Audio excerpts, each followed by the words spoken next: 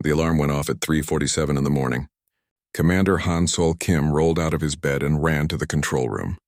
His bare feet slapped against the cold metal floor of the space station. Around him, the other crew members were doing the same thing. "What do we have?" Han Sol asked as he reached the main computer screens. Dr. Yujin Park looked up from her workstation. Her black hair was messy from sleep, but her eyes were wide and alert. "It's a signal, Commander. Coming from outside our galaxy." Han Sol felt his heart skip a beat. In all his 20 years working on deep space stations, they had never received anything like this. The station orbited Neptune, far from Earth, listening for any sounds from space that might be important. "Are you sure it's not just space noise?" he asked. Yujin shook her head. "No, sir. This has patterns. It's definitely made by someone intelligent." Captain Dong-Ho Lee walked over to them. He was the biggest man on the station, with strong arms and a serious face. "Could it be dangerous?" "I don't know yet," Yujin said. She turned back to her computers. "Give me some time to figure out what it says." Engineer So Young Choi appeared next to them. She was young, maybe 25, but she knew the station systems better than anyone. "Commander, the signal is very weak. It took a lot of power to reach us," Han Sol nodded. "How long has it been traveling?" So Young checked her screens. "Based on the signal strength and where it came from, I'd say about 400 years. 400 years. Han Sol thought about that. Whatever sent this message had been trying to reach someone for longer than humans had been flying in space. He looked around at his team. They were all watching him, waiting for orders. "Yujin, make this your top priority." "I want to know what that signal says." "Dong-Ho, increase security. If someone is trying to contact us from that far away, it might be important. So Young, make sure our equipment is working perfectly." The next few days passed slowly. Yujin worked almost 20 hours each day trying to understand the alien message. She fed the signal through every computer program they had. She tried matching it to Earth languages, to math patterns, even to music. On the 4th day, she made a breakthrough. "Commander," she called out. Her voice was excited but also scared. "I think I've got something." Han Sol hurried over to her station. The other crew members followed. On the screen, Yujin had put together symbols that looked like a language. "It's not just one message," she said. "It's many messages all mixed together, but I think they're all saying the same thing." "What are they saying?" Han Sol asked. Yujin's face was pale. "They're asking for help." She pressed a button and a computer voice began to speak. The words were slow and strange, but they could understand them. "To anyone who receives this message, we are the Valeth people. Our worlds are dying. A great enemy has come to destroy us. They call themselves the Korth. They take our planets and kill everyone on them. We have tried to fight, but we are not warriors. We are artists and scientists. We do not know how to make war." The message continued. "The Korth move from star to star. They destroy everything in their path. If you receive this, you must prepare. They will come for you too. We have included maps of their movements and information about their weapons. Please, if there is anyone out there who can fight them, help us." The control room was silent. Han Sol felt cold even though the station was warm. He looked at his crew. They all had the same expression, fear mixed with determination. "Is there more?" he asked. Yujin nodded. "Much more. There are star maps, technical information, even pictures." She pressed another button. On the screen, they saw images of beautiful cities with tall towers that looked like they were made of crystal. Then the images changed to show those same cities burning and broken. "My God," Dong-Ho whispered. The next image showed the enemy. The Korth looked like giant insects, but they walked on 2 legs and had 4 arms. They wore metal armor and carried weapons that glowed with energy. Their ships were huge and black, like pieces of the night sky that had been cut out and shaped into tools of war. "How many of them are there?" Han Sol asked. Yujin worked on her computer for a moment. "Based on the information in the signal, thousands of ships, maybe millions of soldiers." So Young spoke up. "Commander, if they've been moving toward us for 400 years, they could already be in our galaxy," Han Sol finished. The thought hit all of them at the same time. Somewhere out there, an army of aliens was moving through space, destroying every world they found, and Earth was directly in their path. "We need to contact Earth immediately," Han Sol said. "Send everything we have to the Defense Council." "Already working on it," So Young said, her fingers flying over her keyboard. Yujin continued studying the alien message. "Commander, there's something else. The Valeth say the Korth always attack the same way. They surround a planet with their big ships, then demand surrender. If the people don't give up, they destroy the planet completely. What if they do surrender? Dongho asked. The Korth take all the resources and kill everyone anyway, Yujin said quietly. Hansol walked to the main window of the station. Outside, he could see Neptune's blue surface and the stars beyond. Somewhere among those stars, an enemy was coming, an enemy that had already destroyed civilizations that had been peaceful and advanced. But Earth was different. Humans had been fighting wars since they first picked up sticks and stones. They knew about strategy and tactics. They had weapons and armies, sir, So Young called out. I'm getting something strange on the long-range sensors. Hansol turned around. What kind of strange? Energy readings. Very powerful. Coming from the direction of the Velith home system. Yujin looked up from her computer. Her face was white. Commander, if the Korth found the Velith homeworld, they would destroy it completely, Hansol said. The crew watched their screens as the energy readings grew stronger. Somewhere 400 light-years away, an entire civilization was probably dying at that very moment, and the killers were heading toward Earth. Hansol made a decision that would change everything. Send our report to Earth now. Tell them we may have found humanity's greatest threat. And tell them we need to prepare for war. The emergency meeting started at dawn in Geneva. President Min Ho Kang sat at the head of a long table surrounded by Earth's most important leaders. Admiral Ji Hai Song wore her dark blue uniform with gold stars on the shoulders. Dr. Taemin Yoon had flown in from the secret weapons laboratory in Antarctica. Around them sat generals, scientists, and politicians from every nation on Earth. Tell me this is some kind of mistake, President Kang said. He looked tired. The report from the Neptune station had reached Earth 6 hours ago, and he had not slept since. Admiral Song stood up. She was a small woman, but everyone in the room respected her. I'm afraid it's real, sir. We've confirmed the signal. We've also confirmed the energy readings from the Velith system. Something very powerful destroyed those worlds. Dr. Yoon opened his tablet computer. I've been studying the technical information in the alien message. These Korth have weapons we've never seen before. Energy beams that can cut through metal like butter. Bombs that can crack a planet's surface. How long do we have? Asked General Morrison from the American military. Admiral Song looked at her notes. Based on their movement pattern, if they continue toward our galaxy at the same speed, maybe 50 years. But if they speed up or if they send advance forces, they could be here much sooner, President Kang said. The room was quiet for a moment. Everyone was thinking the same thing. 50 years seemed like a long time, but building weapons and training armies took decades. What are our options? President Kang asked. A politician from Europe spoke up. We could try to hide. Build underground cities. Maybe they won't find us. Admiral Song shook her head. The Velith message says the Korth scan every system they enter. They find every planet with life on it. We could try to negotiate, said another politician. Dr. Yoon laughed, but it was not a happy sound. Negotiate with what? They destroy everyone they meet. The message was clear about that. President Kang looked around the table. So our only choice is to fight. Yes, Admiral Song said. And we need to start now. Meanwhile, back on the Neptune station, Yujin was still working on the alien message. She had barely eaten or slept in 3 days. Hansol brought her a cup of coffee. You need to rest, he said. I can't, Yujin replied. She pointed at her screen. There are layers to this message. Hidden parts. I think the Velith knew their message might be intercepted, so they hid important information inside. What kind of information? Yujin pressed a button.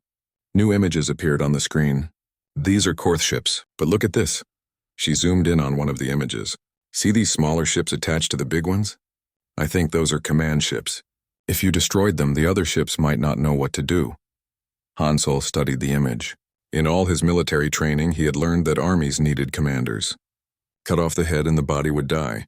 This could be important. There's more, Yujin said. She showed him another image. The Korth always attack the same way. They surround a planet with their big ships in a circle, but that means they can't shoot at the planet without hitting their own ships on the other side. Hansol smiled for the first time in days. They have weaknesses. Every army has weaknesses, Yujin said. The problem is the Velith were too peaceful to find them. But humans have been fighting wars for thousands of years, Hansol finished. Back on Earth, Admiral Song was explaining her plan to the emergency meeting. "We call it Operation Constellation," she said. "We build the largest space fleet in human history. We take everything we've learned from the Valeth message and use it to create new weapons, new ships, new tactics." "How many ships are we talking about?" President Kang asked. 10,000 combat ships to start. Maybe more. We'll need every shipyard on Earth and Mars working day and night. Dr. Yoon spoke up. "The Valeth technology in the message could help us. They were more advanced than us in some ways. Their energy shields, they're faster than light travel systems. If we can figure out how they work, we could build ships that are better than anything the Korth have seen," Admiral Song said. One of the generals raised his hand. "What about soldiers? Who's going to crew these ships?" "Everyone," Admiral Song replied. "This won't be a war fought by just the military. We'll need volunteers from every nation, every profession, engineers, scientists, even artists. The Valeth message says creativity is something the Korth don't understand." President Kang stood up. "Are we all in agreement? We're talking about turning our entire civilization into a war machine." The room was silent for a long moment. Then, one by one, the leaders nodded their heads. "Then let's begin," President Kang said. Within a week, construction started on 100 different projects. New shipyards were built in space around Earth and Mars. Scientists worked to understand Valeth technology. The military began training programs for space combat. Han Sol received new orders. He was to lead a mission to the edge of the galaxy, to watch for any signs of the Korth advance forces. His team would be the first to see the enemy coming. "Are you ready for this?" Hyujin asked him as they prepared to leave the Neptune station. "No," Han Sol said honestly, "but I don't think anyone could be ready for something like this." Dong Ho was checking weapons and equipment. So Young was preparing their ship, the fastest scout vessel Earth had ever built. They would travel farther from home than any human had gone before. As they prepared to leave, Hyujin made one more discovery in the alien message. "Commander," she called, "I found something else. It's a list." "What kind of list?" "Other civilizations the Korth have destroyed. Dozens of them. Maybe hundreds." Her voice was sad. "But there's something strange about it." "What?" "The list ends with the Valeth. But there are empty spaces after their name, as if they expected to add more." Han Sol understood immediately. They thought other civilizations would receive the message and be destroyed too. "But there's one more thing," Hyujin said. She pressed a button and text appeared on the screen. "At the very end of the message there's this." Han Sol read the words out loud. "To whoever receives this message, we hope you are stronger than us. We hope you can do what we could not. Fight them, stop them. Do not let them reach your worlds." The words hit Han Sol like a punch. Somewhere in space, the last members of an ancient civilization had spent their final hours sending a message to people they would never meet. They had given humanity everything they needed to prepare for war. "We won't let them down," Han Sol said. Their ship launched the next day. As they flew away from the solar system, Han Sol looked back at Earth one more time. It looked small and blue and peaceful, but he knew that in the secret bases and hidden factories, millions of people were working to turn their world into something the Korth had never faced before, an enemy that would fight back. Behind them, Earth's long-range sensors detected something that made everyone's blood run cold. Energy signatures in the outer edge of the galaxy. The Korth had arrived earlier than expected. The war was about to begin. Han Sol's ship reached the edge of the galaxy after 3 months of travel. The new engines, built with Valeth technology, were faster than anything humans had made before. But even with the improved speed, space was so big that the journey felt endless. "Commander, I'm picking up something," Lieutenant Haiwan Nam said from the pilot's seat. She was young, maybe 23, but she could fly better than pilots twice her age. Multiple ships moving fast. "Korth?" Dong Ho asked. He was already reaching for his weapons. "No," Haiwan said, studying her screens. "These ships are damaged. They're not attacking. They're running." Han Sol moved to the main view screen. In the distance, he could see small points of light moving toward them. As they got closer, the lights became ships. But these ships were unlike anything he had ever seen. They were beautiful, even damaged as they were. The hulls seemed to be made of some kind of crystal that glowed with soft blue light. But many of the ships had holes in their sides. Some were missing entire sections. All of them looked like they had been in terrible battles.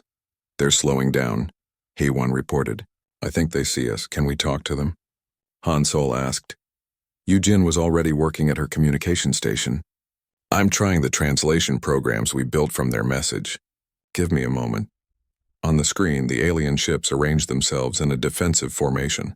Han Sol could see they were ready to fight, even though they were clearly outgunned and outnumbered by his single ship. Got it, Yujin said. I'm receiving a transmission. A voice filled the bridge. It was musical, like singing, but the computer translated it into words they could understand. Unknown vessel, we do not wish to fight you. We are the last survivors of the Valeth worlds. If you serve the Korth, please allow us to die with honor. Han Sol felt his heart jump. These were the people who had sent the message. The ones who had given humanity the knowledge to prepare for war. Yujin, open a channel, he said. Channel open, sir. Han Sol took a deep breath. Valeth ships, this is Commander Han Sol Kim of Earth. We received your message. We are here to help. There was silence for a long moment. Then the voice came back, filled with surprise and hope. Earth, you are the beings from the blue world near the yellow star? Yes, Han Sol replied. We got your warning about the Korth. We've been preparing. Preparing to run? The voice asked. Preparing to fight. Another long silence. Then you would fight the Korth? For strangers you have never met? For our own worlds, Han Sol said honestly. And for yours too. Over the next few hours, the Valeth ships came closer. Han Sol could see them more clearly now. They were incredible works of art as much as they were spacecraft. Every line was smooth and elegant. Even damaged, they were the most beautiful things he had ever seen. The Valeth leader came aboard Han Sol's ship. His name was Admiral Kael'thara, and he was tall and thin, with pale blue skin and large eyes that seemed very old and sad. He wore robes that seemed to be made of light itself. Your species, Kael'thara said as he looked around the human ship. You build for function, not beauty. We build to survive, Han Sol replied. Right now that's more important than beauty. Kael'thara nodded slowly. We built for beauty. We thought the universe was a place of peace and art. We were wrong. They sat in the ship's meeting room. Kael'thara told them what had happened to his people. The Korth came without warning, he said. We tried to talk to them to share our art and science. They destroyed our largest city as an answer. When we tried to surrender, they destroyed another city. When we tried to fight back, they destroyed everything. How many of you are left? Yujin asked gently. These ships hold perhaps 10,000 survivors from a civilization of billions, Kael'thara said. His voice was very quiet. We have children who will never see their homeworlds, elders who carry the memory of things that no longer exist. Dongho spoke up. What can you tell us about Korth tactics? How do they fight? Kael'thara's expression changed. For the first time, Han Sol saw anger in the alien's eyes. They are cowards, Kael'thara said. They only attack when they have overwhelming numbers. They surround worlds and destroy them from orbit rather than fight on the surface. They fear any enemy that might fight back effectively. That's useful information, Han Sol said. But they are not stupid, Kael'thara continued. They learn from each battle. If you fight them the same way twice, they will be ready for you the second time. Yujin leaned forward.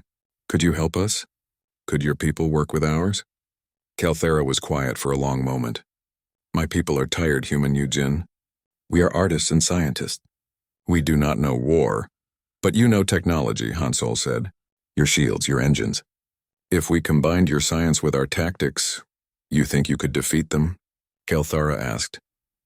I think we could surprise them, Han Sol replied. Over the next week, the human and Valeth ships traveled together toward a secret meeting point. General Sung-Ho Park arrived with a small fleet of Earth's newest warships. The ships were bigger and more heavily armed than anything humanity had built before. But next to the Valeth vessels, they looked crude and ugly. Welcome to the war, General Park said when he met Admiral Kael'thara. The general was a practical man who had spent his life preparing for battles. He studied the Valeth ships and asked direct questions about their capabilities. Your shields can stop Korth energy weapons? He asked. For a time, Kael'thara replied. But they eventually break through. What about your faster-than-light drives? Are they better than ours? Much better. We can travel between star systems in days rather than months. General Park smiled. Then we can hit them where they don't expect it and leave before they can respond. The humans and Valeth began working together. Human engineers studied Valeth technology, while Valeth scientists learned about human weapons.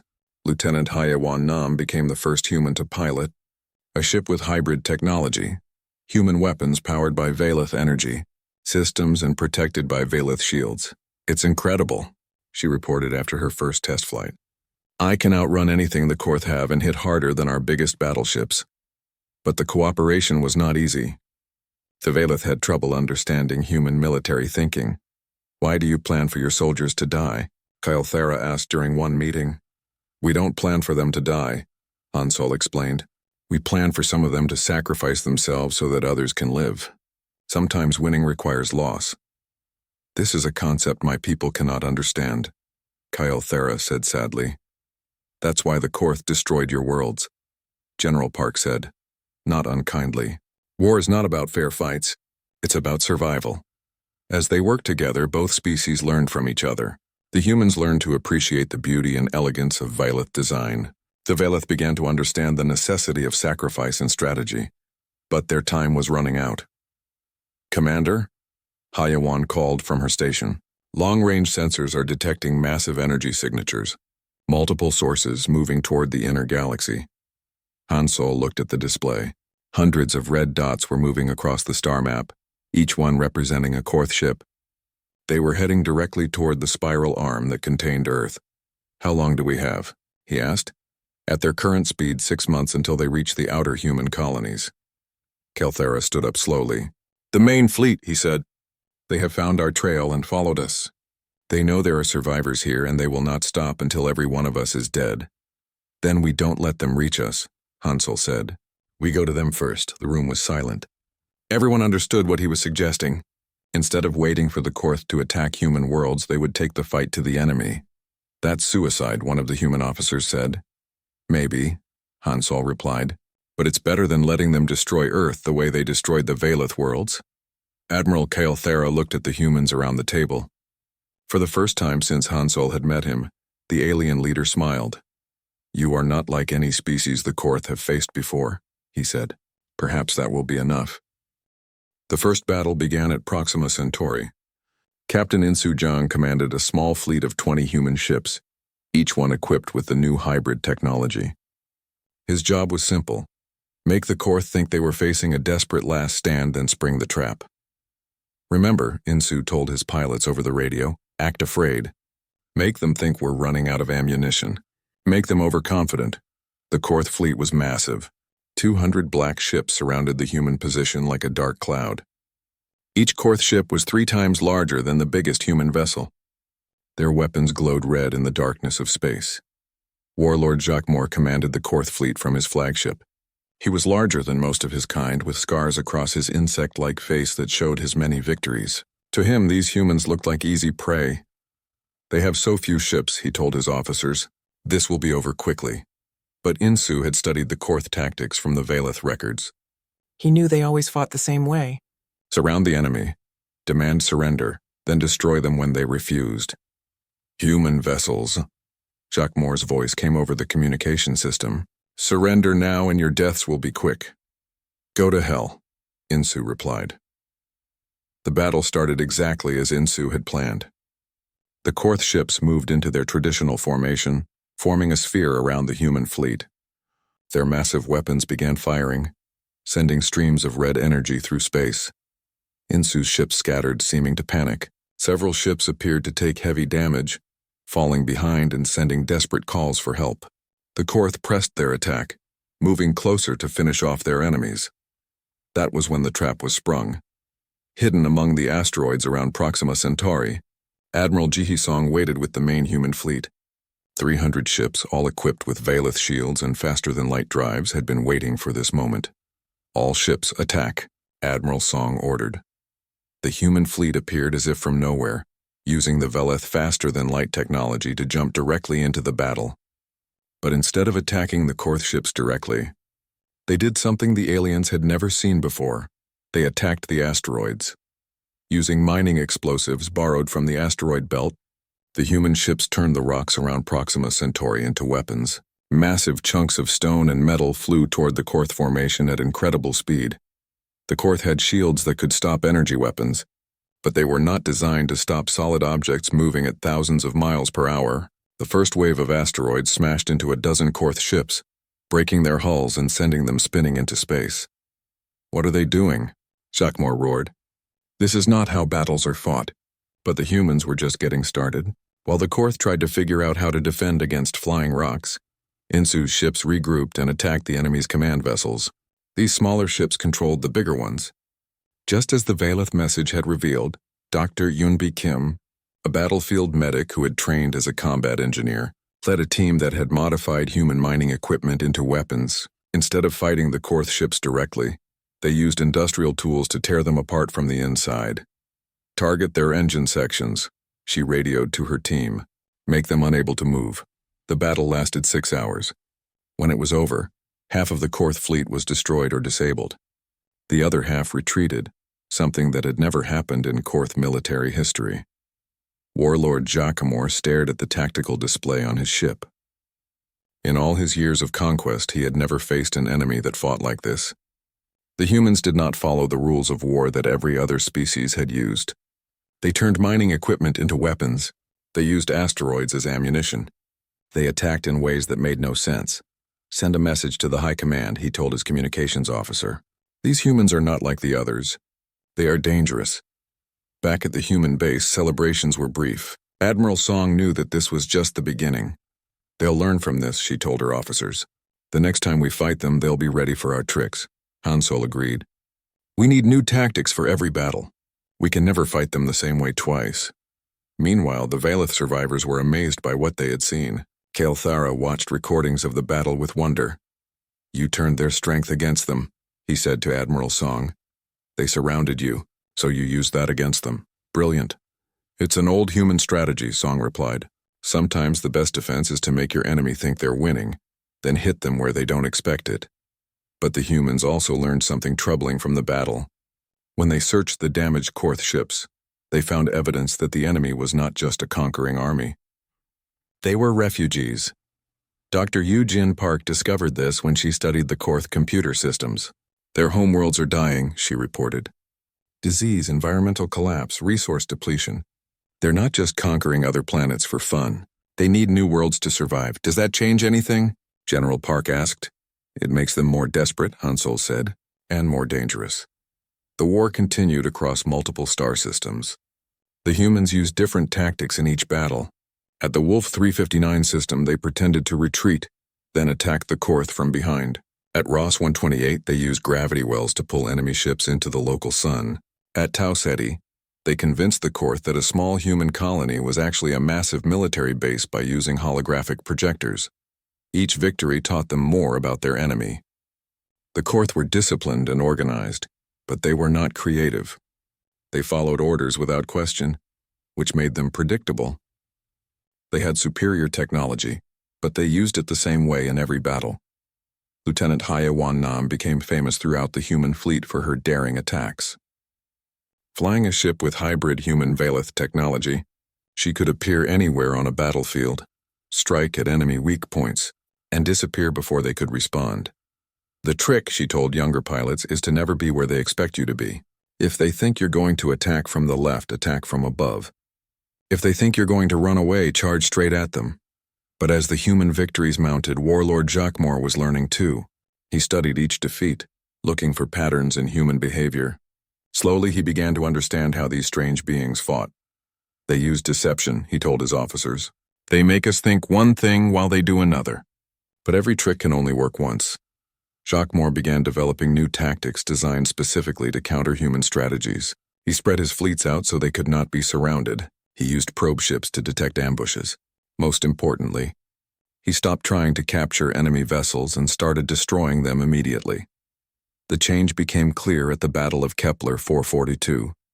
Human forces tried their usual ambush tactics, but this time the Korth were ready. The battle was a disaster for humanity. 50 ships were lost, including several with irreplaceable Valeth technology. Admiral Song realized that their early advantages were disappearing. "They're adapting to our tactics faster than we can develop new ones," she told the War Council. "Then we need to change the entire nature of the war," Hansol said. It was then that they received the most terrifying news yet. Long-range sensors detected massive energy buildups in several Korth-controlled systems. The enemy was building something new, something they had never used before. Kael'thara recognized the energy signatures immediately. "Planet killers," he said, his voice filled with horror. "Weapons that can destroy entire worlds from orbit. We found evidence of them in our archives, but we thought they were just legends." "How do they work?" Admiral Song asked. "They fire a beam of energy into a planet's core. The planet tears itself apart from the inside." The room was silent. Everyone understood what this meant. The Korth had decided to end the war by destroying every human world, starting with the outer colonies. "How long do we have?" President Kang asked over the communication system from Earth. "The energy buildup suggests they'll be ready to fire within weeks," Kael'thara replied. Hansol looked around at the faces of his friends and colleagues. They had fought bravely and won many battles, but now they faced a weapon that could destroy planets. All their clever tactics and brave sacrifices might not be enough. "There's only one option left," Admiral Song said quietly. "We have to attack their home systems directly. Stop them before they can use those weapons." "That's suicide," General Park said. "We'd be attacking into the heart of their empire." "Maybe," Song replied. "But if we don't try, Earth dies anyway." Outside the meeting room windows, the stars looked cold and distant. Somewhere among them, an enemy was preparing to destroy humanity's home, and humanity's last hope rested on a desperate plan that might save their world or doom them all. Commander Hyunwoo Seo stood on the bridge of the battleship Harmony as it prepared for humanity's most desperate mission. Around him, a fleet of 500 ships waited in the darkness between stars. Half were human vessels built for war and equipped with every weapon Earth could create. The other half were Velith ships repaired and modified for battle despite their builders' peaceful nature. "Final systems check," Hyunwoo ordered. His voice was calm, but everyone on the bridge knew this might be the last order he ever gave. The plan was simple and insane. While the Korth prepared their planet-killer weapons, the human Velith fleet would jump directly into the heart of the Korth Empire. They would attack the enemy's home systems, forcing them to choose between defending their own worlds or continuing their assault on Earth. Admiral Song's voice came over the communication system from Earth. "Operation Total Eclipse is authorized." "Good luck, Commander Seo." "Thank you, Admiral," Hyunwoo replied. "See you on the other side." But this mission was different from all the battles before it. Elder Valanthi, the oldest surviving Velith, had shared something from his people's ancient records. The Korth were not originally a warlike species. Thousands of years ago, they had been explorers and traders, much like the Velith themselves. "What changed them?" Yujin had asked during the mission briefing. "Their sun began to die," Valanthi explained. "Their world started to freeze. They sent out ships looking for new homes, but every species they met refused to help them. Some even attacked the Korth refugees. Eventually, they decided that the only way to survive was to take what they needed by force. This knowledge had given Hyunwoo an idea that shocked everyone. Instead of destroying the Korth home systems, he would offer them something no other species ever had: mercy. "You want to help the people who are trying to destroy Earth?" General Park had asked. "I want to give them a reason to stop," Hyunwoo replied. The fleet jumped to faster than light speed, using Velith technology to cross the galaxy in hours instead of years. When they emerged in Korth space, they found exactly what they expected: massive orbital platforms surrounding dying worlds, each platform armed with enough firepower to destroy a star system. But they also found something unexpected. The Korth worlds were beautiful. Even dying, the planet showed evidence of a great civilization. Cities that spiraled up from the surface like metal flowers, orbital gardens that had once fed billions, art installations that turned entire moons into sculptures. These people had been creators once before desperation turned them into destroyers. "All ships assume defensive positions," Hyunwoo ordered, "but do not fire unless fired upon." Warlord Jokmor's flagship was the first to respond. "Human fleet, you have come far from home to die. Surrender now and we will make your end swift." "Warlord Jokmor," Hyunwoo replied, "we have not come here to die. We have come to talk." There was silence on the communication channel. In all the years of war, no enemy had ever asked to talk to the Korth. "You wish to surrender?" Jokmor asked. "We wish to offer you something better than conquest," Hyunwoo said. "We wish to offer you a new home." The battle that followed was unlike any in the war so far. The Korth attacked with everything they had, but the human fleet did not fight back in the traditional way. Instead, they used their weapons to disable Korth ships without destroying them. They targeted engines and weapon systems, leaving the crews alive but unable to fight. Meanwhile, Admiral Song was coordinating the defense of Earth. The Korth planet killer weapons had begun firing at human colonies, destroying 3 worlds before the human fleet could respond. But instead of despair, Song felt something she had not expected. Hope. "They're pulling ships away from the attack," she reported to President Kang. "Hyunwoo's mission is working. They're more concerned about defending their home systems than attacking ours."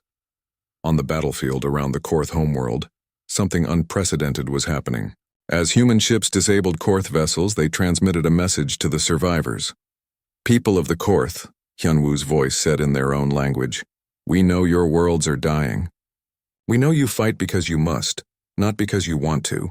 We offer you a choice. Stop this war and we will help you find new worlds to live on. Worlds that can support your people without destroying ours." At first, the Korth commanders thought it was a trick. No species had ever offered to help them. But as the battle continued and they realized the humans really were trying to capture rather than kill them, some began to listen. Dr. Eun-bi Kim, now commanding a medical ship, broadcast on all frequencies. "We have identified 17 uninhabited worlds that could support Korth life. We have the technology to help you make them into homes. All we ask is that you stop destroying other worlds." Warlord Jacquemore found himself in an impossible situation. For the first time in centuries, an enemy was offering the Korth what they had always needed, a chance to survive without destroying others. But accepting would mean admitting that everything his people had done for generations was wrong. The turning point came when Han Sol's ship was damaged in battle. As it drifted helpless through space, a Korth vessel moved to finish it off. But instead of destroying the human ship, the Korth commander hesitated. Over the radio he heard Han Sol's voice, calm despite facing death. "I have a daughter on Earth," Han Sol said. "She's 8 years old. She likes to draw pictures of the stars. If you destroy my ship, you'll never meet her. You'll never see what she might create if she grows up in a universe where Korth and humans work together." The Korth commander held his fire. That single act of mercy changed everything. Other Korth ships began to hesitate, then to listen, then to lower their weapons. The war that had raged across the galaxy began to slow, then stop. When Warlord Jacquemore finally agreed to meet with Hyunwoo face to face, he expected to see a warrior like himself. Instead, he found a tired man who looked like he would rather be farming than fighting. "Why?" Jacquemore asked. "Why offer mercy to your enemies?" "Because enemies can become friends," Hyunwoo replied. "But only if someone is willing to take the first step." The negotiations took weeks. There were Korth commanders who wanted to continue fighting, and human politicians who demanded total surrender. But slowly, carefully, an agreement was reached. The Korth would stop their attacks on inhabited worlds. In return, humanity would provide them with the technology and resources to settle the uninhabited planets that Dr. Eun-bi Kim had identified. The Valeth, despite everything they had suffered, agreed to share their knowledge of terraforming and environmental restoration. "You would help the people who destroyed your worlds?" Hyunwoo asked Kelthara. "We would help people find homes so they do not destroy any more worlds," the Valeth leader replied. The war ended not with a great battle, but with a handshake between former enemies. The Korth Empire dissolved, its ships and soldiers returning to their dying worlds to begin the long process of evacuation and resettlement. But the real victory came later.